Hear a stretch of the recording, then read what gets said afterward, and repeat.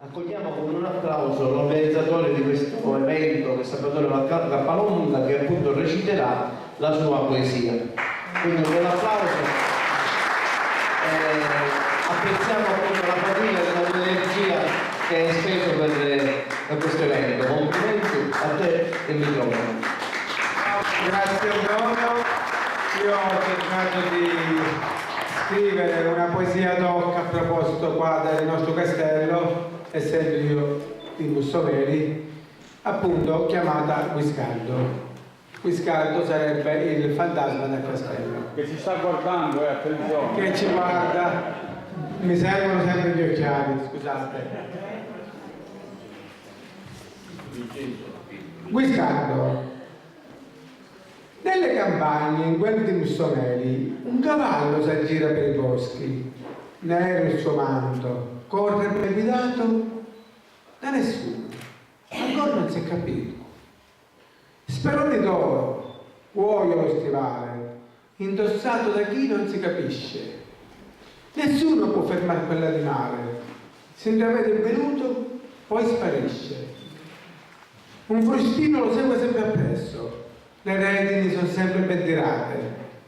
Non capisco niente, vi confesso. Quelle redini, le sono tenute.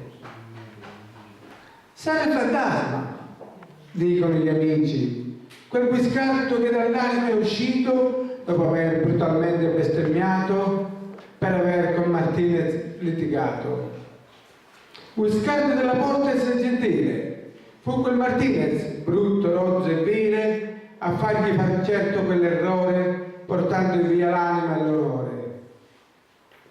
Avrebbe dovuto lui pregare per Esmeralda, la sua dolce amata, ma la rabbia l'ha fatto bestemmiare e ad uscire dal corpo condannato.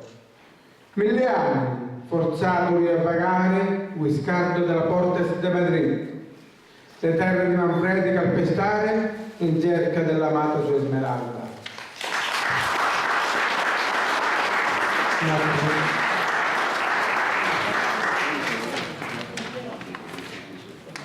Grazie.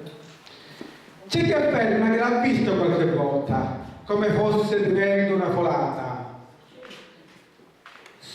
Io penso possa essere vero. Si è visto spesso quel cavallo nero. Non preoccupatevi se voi lo incontrate, è un fantasma, sì, ma è tanto buono. Per Esmeralda lui chiede perdono e prega tanto adesso ormai pentito. Questa è la storia, forse una leggenda, che c'è di vero noi non lo sappiamo. Si sa che nella zona non distante si incontra spesso un cavallo rampante.